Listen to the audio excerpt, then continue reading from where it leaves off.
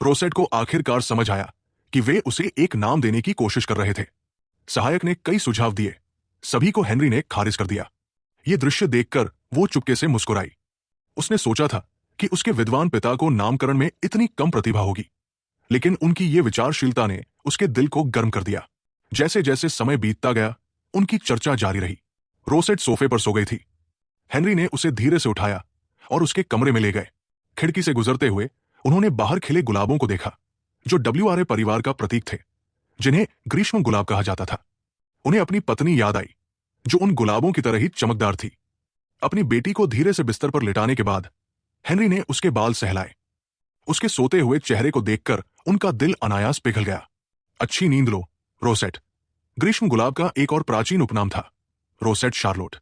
तब से उसका अपना नाम था, रोसेट शार्लोट WRA। जब से रॉयल चिकित्सक एग्नेस ने उसका पूरी तरह से परीक्षण किया और रोसेट की अच्छी देखभाल के लिए चिकित्सकीय निर्देश दिए, तब से उसकी देखभाल और बेहतर हो गई। नौकरों ने रोसेट की देखभाल और भी सावधानी से शुरू कर दी। वे न केवल पूरे दिन उसके साथ रहते थे, बल्कि उसे हर जगह ले जाना चाहते थे, चिंतित कि कहीं वह चलने से थक न जाए। जब उसने लुकाछिपी खेलने का सुझाव दिया, तो नौकरानियां खुशी से सहमत हो गई। इसलिए वे आंगन में खेलने चले गए। हालांकि शाम को लौटने पर उन्हें गुस्साए हेनरी का सामना करना पड़ा, क्योंकि रोसेट को बाहर खेलने से सर्दी लग गई थी और उसे बुखार हो गया था। हेनरी नौकरानियों को और डांटना चाहते थे, लेकिन रोसेट ने उन्हें रोक दिया। उसने समझाया कि बाहर खेलने का विचार पूरी तरह से उसका था।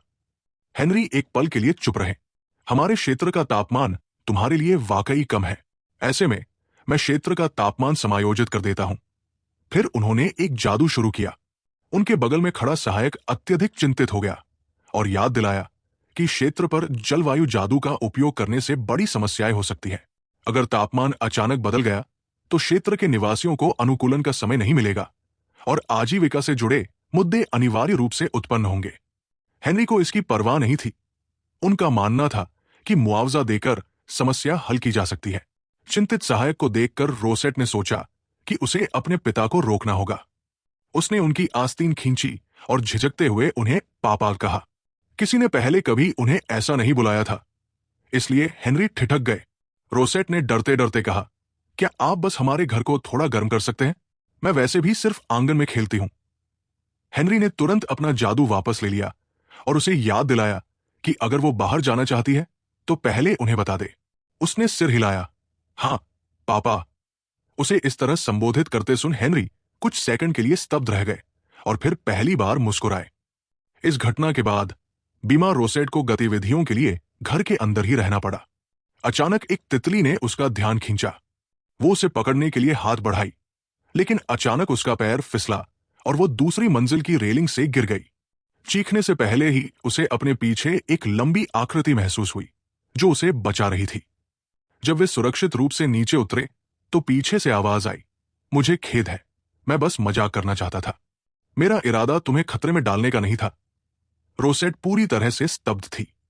ये केन था, लेकिन अभी स्पष्ट रूप से कोई लंबा व्यक्ति उसे बचा रहा था। उसकी सच्ची आंखों को देखकर वो सोचने लगी कि क्या ये उसका भ्रम था, लेकिन उसे नहीं पता था कि तितली वास्तव में केन थी, जो छद्म रूप में था। इससे उसे अपने पिता के साथ हुई एक बातचीत याद आई।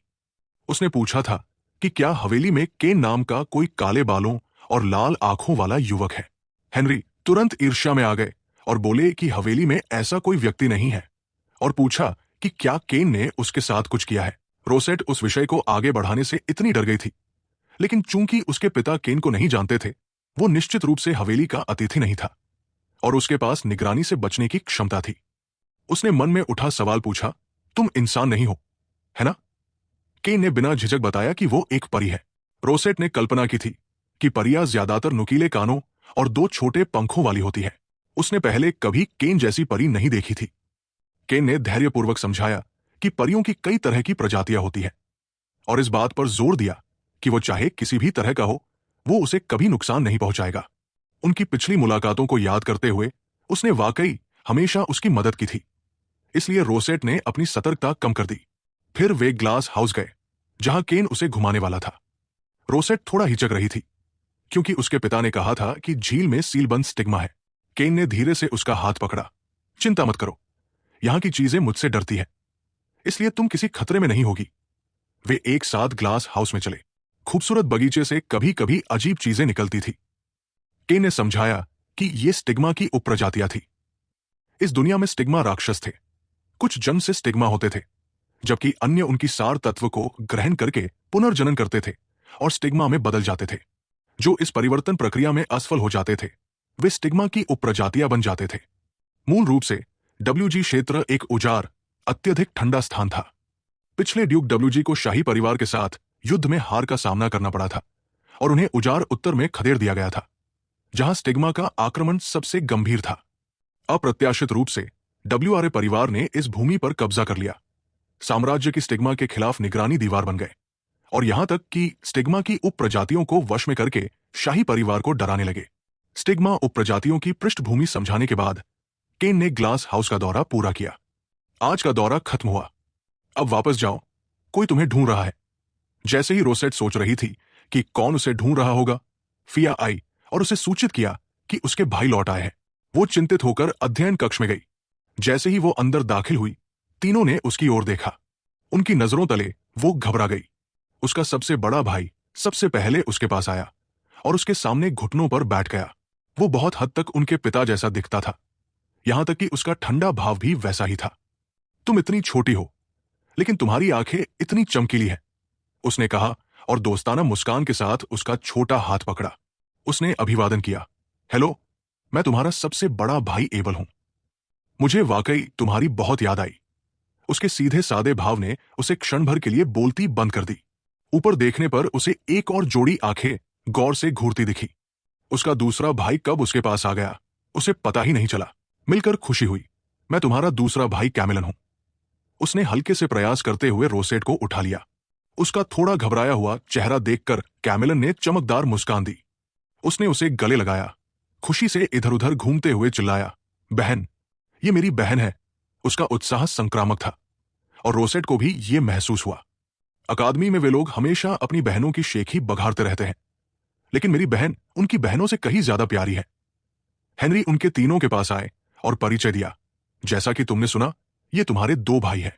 तुम्हारा तीसरा भाई कैलिक्स कुछ दिनों में हवेली लौटेगा और तब मैं उसका परिचय कराऊंगा। रोसेट ने आज्ञाकारी ढंग से जवाब दिया। मिलकर खुशी हुई। मैं रोसेट हूं। उसके इस व्यवहार ने वहां मौजूद तीनों के दिल तुरंत पिघला दिए। हेनरी ने अपने बेटों को निर्देश दिया कि अब से वे महल जाने के बजाय हवेली में रहें। उनकी ठंडी आवाज उस समय से पूरी तरह अलग थी जब वो अपनी बेटी से बात करते थे। रोसेट मन ही मन तनाव में आ गई, सोचते हुए कि माहौल थोड़ा दबावपूर्ण हो रहा था। कैमिलन ने डरते डरते पूछा, पिता, क्या हम रोसेट को बाहर खेलने ले जा सकते हैं? हेनरी ने सिर हिलाया और उन्हें अपनी बहन का अच्छे से ख्याल रखने का निर्देश दिया। अनुमति मिलने पर कैमिलन खुशी से रोसेट की ओर दौड़ा। जाने से पहले रोसेट ने विनम्रता से अपने पिता से कहा, पापा, मैं जल्दी वापस आऊंगी। हेनरी का चेहरा तुरंत नरम पड़ गया। ठीक है, खूब मजे करो। उनकी अचानक कोमलता ने उनके दोनों बेटों को बहुत हैरान कर दिया। तीनों बगीचे में आए, जो बर्फ से ढके होने के बजाय अब हरा भरा और जीवंत हो गया था। रोसेट ने अपने भाइयों को बताया कि उनके पिता ने क्षेत्र का तापमान बदलने के लिए जादू का उपयोग करने की कोशिश की थी और कैमिलन ने उससे शिकायत की कि उनके पिता वाकई बहुत पागलपन भरे हैं। रोसेट मन ही मन पूरी तरह सहमत थी। उसने एबल की ओर देखा और गौर किया कि जब भी उनके पिता की बात होती थी, वह चुप रहता था। जब भी हेनरी से संबंधित कोई बात आती, उसका कोई जवाब नहीं होता था। ऐसा लगता था कि यह अफवाह सच थी कि वो अपने पिता की अवहेलना करता था। अचानक कैमिलन ने सुझाव दिया कि वे उसे एक उपनाम दें, क्योंकि अकादमी में उसके सहपाठी अपनी बहनों के लिए उपनाम रखते थे। एबल ने तुरंत उसके सुझाव का समर्थन किया। फिर उन्होंने गंभीरता से इस पर चर्चा की कि उसे कौन सा उपनाम देना चाहिए और आखिरकार उसे शे बुलाने का फैसला किया। हालांकि रोसेट को उनका यह व्यवहार बचकाना लगा, लेकिन इसने उसके दिल को गर्म कर दिया। उसने तुरंत उनके लिए भी उपनाम सोचना शुरू कर दिया। एबल को एब और कैमिलन को मिली कहा गया। रोसेट अपनी नामकरण प्रतिभा से स्पष्ट रूप से बहुत संतुष्ट थी। उसे इतना खुश देखकर उन्होंने स्वाभाविक रूप से उपनाम स्वीकार कर लिए। एबल ने धीरे से उसके सिर पर हाथ फेरा। रोसेट, तुम मुझे जो चाहे बुला सकती हो, लेकिन जब दूसरे लोग आसपास हो तो मेरा उपनाम मत इस्तेमाल करना। उसकी उलझन देखकर उसने समझाया, हमारे परिवार की साम्राज्य में कुख्यात प्रतिष्ठा है। और अनगिनत लोग चाहते हैं कि हम मर जाएं। इसलिए हमें कभी भी लापरवाही से अपनी भावनाएं जाहिर नहीं करनी चाहिए या ऐसा कुछ नहीं करना चाहिए जिससे लोग हमारी अवहेलना करें। एबल के इस स्पष्टीकरण को सुनकर रोसेट समझ गई कि घर का माहौल इतना ठंडा क्यों था। उनके पिता अपने बेटों के साथ सख्ती से पेश आते थे ताकि उनकी अवहेलना न हो, और बच्चों के पास कोई ऐसा नहीं था जिससे वे अपने दिल की बात कह सकें। वे अपने पिता से डरते थे और धीरे धीरे और अलग थलग होते गए। रोसेट का गंभीर चेहरा देखकर एबल को लगा कि उसके शब्दों ने उसे उसके पिछले अनुभवों की याद दिला दी। उसने तुरंत माफी मांगी। रोसेट हैरान थी। उसे उम्मीद नहीं थी कि उसे काउंट सेमोन के कृत्यों के बारे में पता होगा। अफवाहों में एबल को ठंडे खून वाला राक्षस कहा जाता था, लेकिन वो वास्तव में संवेदनशील और विचारशील था। जाहिर है, अफवाहों पर पूरी तरह भरोसा नहीं किया जा सकता था। उसने तुरंत मुस्कुराते हुए कहा, कोई बात नहीं, काउंट सेमोन को उसकी सजा मिल चुकी है, मैं अब उससे नहीं डरती। उसकी मुस्कान देखकर वे दोनों आखिरकार निश्चिंत हुए। तीनों आगे बढ़ते रहे और दूर से ग्लास हाउस दिखाई दिया। रोसेट को अचानक कुछ याद आया और उसने तुरंत पूछा, क्या तुम केन को जानते हो? सभी ने कहा कि उन्होंने ये नाम कभी नहीं सुना और सोचा कि शायद वो उसका कोई काल्पनिक दोस्त हो जिसे उसने बनाया था। वो सोच में पड़ गई, केन आखिर है कौन? रात को पानी लेने के लिए उठते समय रोसेट ने पास में एक दरवाजा देखा जिसमें से रोशनी निकल रही थी। फिर एक स्कर्ट का किनारा बाहर लहराया। वो चौंक गई। एक घूंघट वाली महिला भूत उसके सामने प्रकट हुई और उसने अभिवादन किया। ये एक खूबसूरत रात है, मेरी मालकिन। अभी भी सदमे से उबर रही रोसेट ने मन में सोचा, किसी ऐसे व्यक्ति के लिए रात कैसे अच्छी हो सकती है जिसने अभी अभी एक भूत देखा हो। उसका डर देखकर महिला भूत ने ईमानदारी से माफी मांगी और कहा कि वो उसे कहीं ले जाना चाहती है। हालांकि रोसेट डर रही थी, उसने अनुरोध मान लिया क्योंकि उसे एहसास हुआ कि ये भूतिया नौकर उसका कोई नुकसान नहीं चाहते। पिछली घटना के बाद वो महिला भूत के पीछे चली गई। खिड़की के बाहर पूर्णिमा थी। कहा जाता था कि पूर्णिमा की रातों में जादुई शक्ति बहुत प्रचुर हो जाती है। इस दिन सभी भूतिया नौकर शक्ति प्राप्त कर सकते थे और अपने स्वामी की अनुमति के बिना भी प्रकट हो सकते थे। सब लोग उत्सुकता से आपके सामने प्रकट होने और आपको सम्मान देने का इंतजार कर रहे थे। जैसे ही एक दरवाजा खटखटाने पर खुला, अंदर तेज रोशनी थी।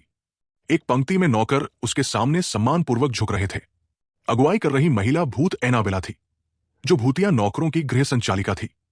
सभी नौकरों ने एक एक करके अपना परिचय दिया। थोड़ा देर हो गई, लेकिन हम आज भी इकट्ठा होना चाहते थे ताकि आपका स्वागत कर सकें।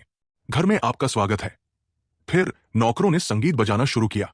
रसोइये ने भी सावधानी से तैयार किए गए मिठाइयां परोसी। रोसेट ने सब कुछ खुशी से आनंद लिया और उनका पहले का डर पूरी तरह गायब हो गया। पास में बैठी एनाबेला ने अचानक पूछा, मेरी मालकिन, क्या वो खतरनाक व्यक्ति अभी भी आपके पास आता है? रोसेट हैरान थी।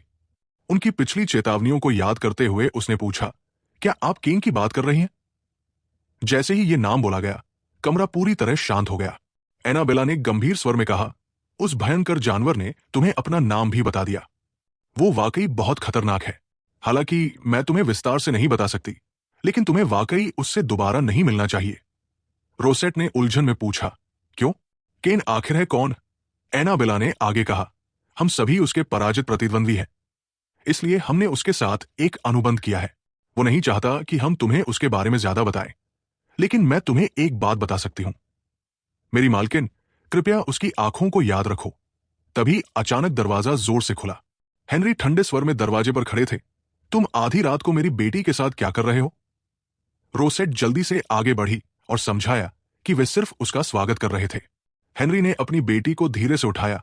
उन्हें फिर भी कोई और उचित समय चुनना चाहिए। एक बच्चे को इतनी रात तक जागने कैसे दे सकते हैं? उनकी आवाज किसी पालन पोषण विशेषज्ञ जैसी थी।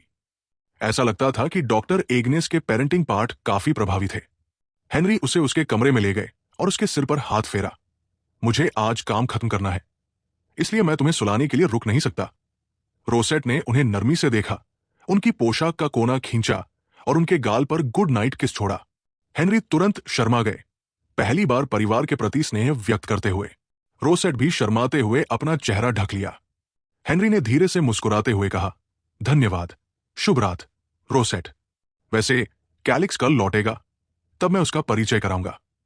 बिस्तर पर लेटकर रोसेट अपने पिता के शब्दों के बारे में चिंतित होकर सोचने लगी। उसने सुना था कि कैलिक्स को पागल कुत्ता के नाम से जाना जाता है। वो जल्दी ही सो गई। अगली सुबह रोसेट ने अपने दोनों भाइयों को भूतों की सभा के बारे में जीवंत ढंग से बताया। जब हेनरी आए तो पूरा भोजन कक्ष तुरंत शांत हो गया। रोसेट खाना खाते हुए अपने चुप्पी साधे भाइयों को देख रही थी। ऐसा लगता था कि इस परिवार के रिश्ते वाकई चिंताजनक थे। भोजन के बाद नौकर मिठाई के लिए स्ट्रॉबेरी केक लाए। अन्य शानदार व्यंजनों की तुलना में यह स्ट्रॉबेरी केक कुछ लापरवाही से बना हुआ लग रहा था। उसके भाइयों ने इस अजीब मिठाई की आलोचना शुरू कर दी। रोसेट ने तुरंत उन्हें रोका और हेनरी की ओर मधुर मुस्कान के साथ कहा, पापा, क्या आपने मिठाई बनाई है? उन्होंने सिर हिलाया।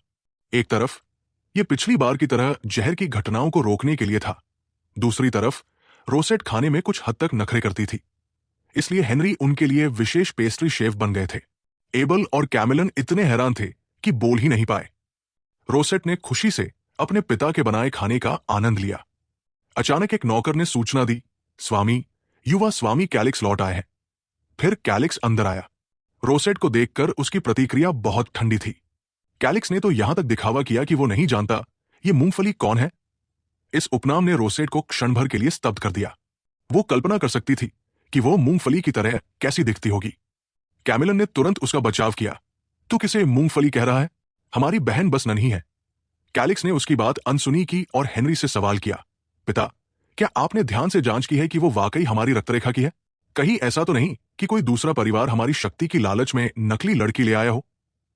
हेनरी का चेहरा सख्त हो गया और उन्होंने उसे बीच में रोकते हुए अपने कमरे में जाकर आत्मचिंतन करने का आदेश दिया। विद्रोही कैलिक्स चुपचाप मुड़ गया। जाने से पहले उसने रोसेट को एक ठंडी नजर भी दी।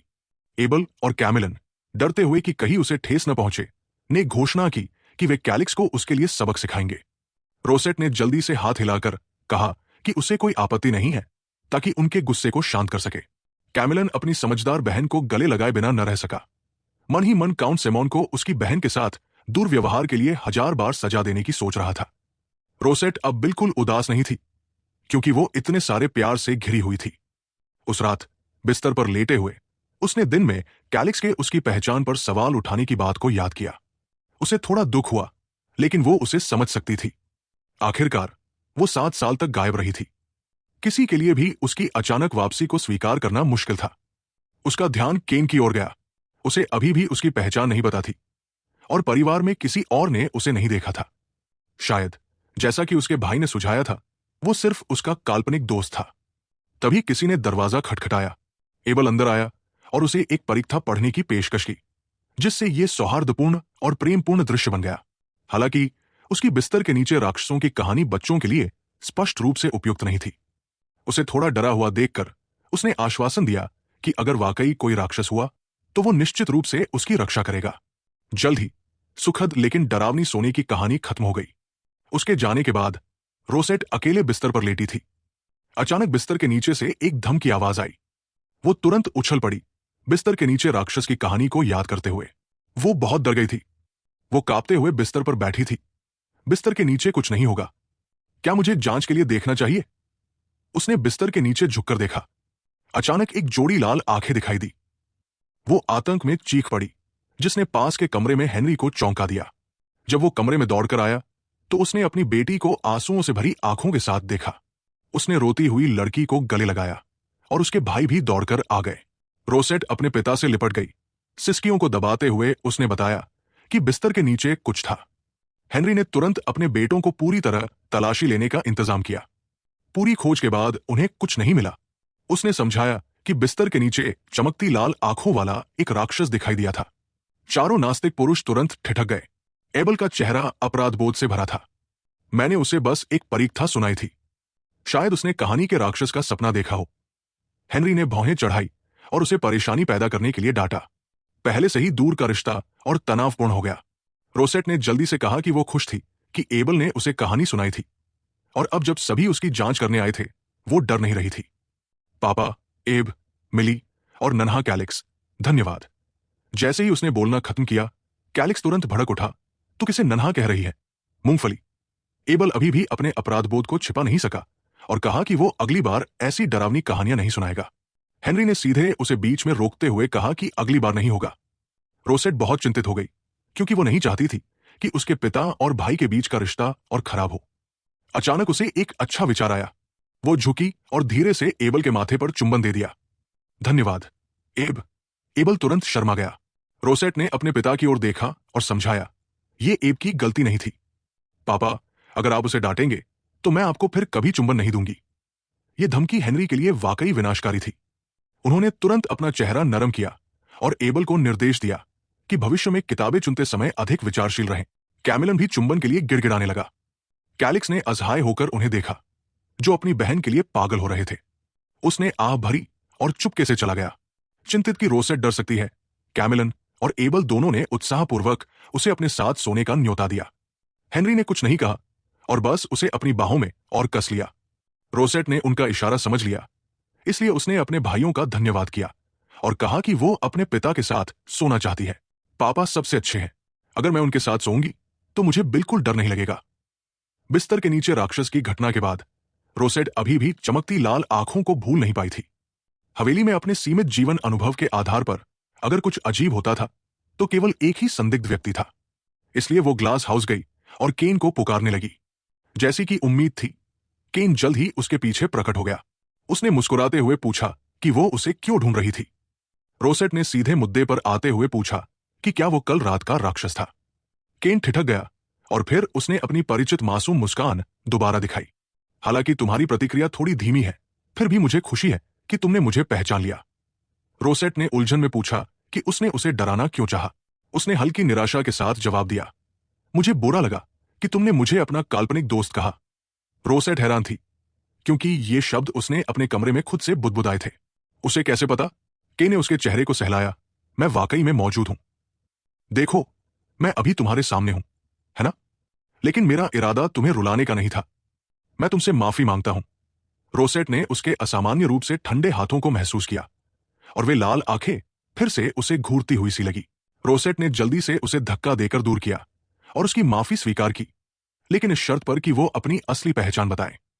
केन चुप हो गया, अभी भी इस सवाल का जवाब देने के बारे में अनिश्चित था। अचानक कैलिक्स उनके पीछे प्रकट हुआ। अरे, किसने कहा कि तुम ग्लास हाउस में आ सकते हो?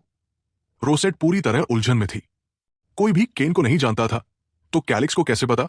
कैलिक्स ने गंभीर चेहरा बनाते हुए केन को चेतावनी दी, मुझे उम्मीद है कि तुम अपनी पहचान और स्थिति पर विचार करने के बाद ही कोई कदम उठाओगे, युवराज। रोसेट ने हैरानी से पूछा, युवराज कौन है? कैलिक्स ने केन की ओर इशारा किया, मूंगफली, तुम्हारे बगल में इस लड़के के अलावा और कोई है क्या?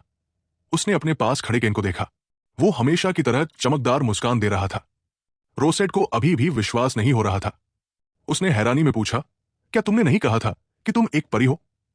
वो और भी खुशी से मुस्कुराया, रोसेट, तुम कितनी प्यारी और मासूम हो। कैलिक्स ने उनकी बातचीत को सीधे रोक दिया, बकवास बंद करो, तुम्हें अभी चले जाना चाहिए। रोसेट ने पिछली घटनाओं को याद किया। उसके दिमाग में ढेर सारे सवाल थे।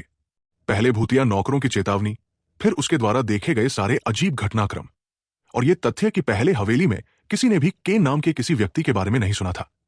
केन ने समझाया कि वो हमेशा जादू का उपयोग करता रहा है और दूसरों को उसका नाम इसलिए नहीं पता क्योंकि उसने केवल रोसेट को अपना नाम बताया था। उसने जो कुछ भी किया वो सिर्फ इसलिए था ताकि रोसेट उससे कम डरे। उसका स्पष्टीकरण सुनकर रोसेट के मन में अभी भी कई शंकाएं थी। उसके दोनों भाई भी उतने ही उलझन में थे। उन्हें उम्मीद नहीं थी कि उसका दोस्त युवराज होगा। कैमिलन, जो नहीं चाहता था कि उसका युवराज से और संपर्क हो, तुरंत उसे अपनी ओर खींच लिया। रोसेट ने केन को देखा, सोचते हुए कि केन के कहने के अनुसार वो सिर्फ एक कठपुतली था जिसे डब्ल्यूएनजी परिवार अपनी मर्जी से संरक्षण के बहाने नियंत्रित करता था। तो क्या उसे डब्ल्यूएनजी परिवार से नफरत होगी? तभी हेनरी भी वहां पहुंचे। उन्होंने केन को विनम्रता से अभिवादन किया, महामहिम, ऐसा लगता है कि आपको अब लौट जाना चाहिए। एबल कल महल वापस जा रहा है और रास्ते में आपका साथ दे सकता है। केन ने हल्की निराशा के साथ जवाब दिया, क्या इतनी जल्दी वापस? कितना अफसोस, मैं अभी अभी रोसेट का अच्छा दोस्त बना हूं। इन शब्दों के साथ हेनरी और दृढ़ हो गई कि उसे वापस भेजना होगा। दूसरों के जाने के बाद केन ने रोसेट से कहा, तो अब तुम महसूस कर सकती हो कि मैं कोई काल्पनिक दोस्त नहीं हूं, है ना? रोसेट थोड़ा निश्चिंत हुई और स्वीकार किया कि उसे हमेशा लगता था कि केन इंसान नहीं है। केन ने कहा, दुनिया में कई रहस्यमयी चीजें हैं, जैसे कि नामरहित संरक्षण सितारे। रोसेट को फिर से भूतिया नौकरों की चेतावनी याद आई। फिर उसने पूछा कि क्या उसकी लाल पुतलियां भी दैवीय कृपा की वजह से हैं। यह सुनकर उसका चेहरा ठिठक गया। रोसेट, तुम मेरी लाल आंखें देख सकती हो? हालांकि रोसेट को नहीं पता था कि क्या हो रहा है। केन के चेहरे के भाव से रोसेट को एहसास हुआ कि उसने शायद कुछ गलत कह दिया। उसने हड़बड़ाते हुए समझाया कि उसका मतलब सिर्फ ये था कि उसकी आंखें सुंदर है। उसकी घबराई हुई सफाई से उसका भीतर का डर जाहिर हो गया। केन धीरे धीरे पास आया। हाँ, तुमने जरूर गलत देखा होगा। वैसे एक बात मैंने तुम्हें अभी तक नहीं बताई। रोसेट, मेरे दोस्त बनने के लिए धन्यवाद।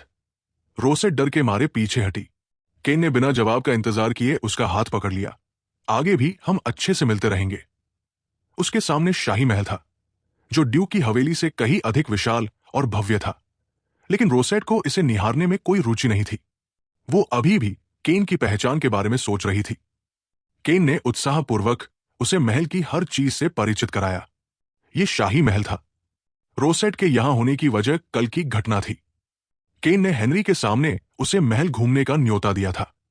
उसने कहा था कि उसने आखिरकार एक दोस्त बनाया है और चाहता है कि महामहिम उससे मिले। रोसेट मना करने वाली थी। तभी उसे पता चला कि उसके पिता और भाई भी महल जा रहे हैं।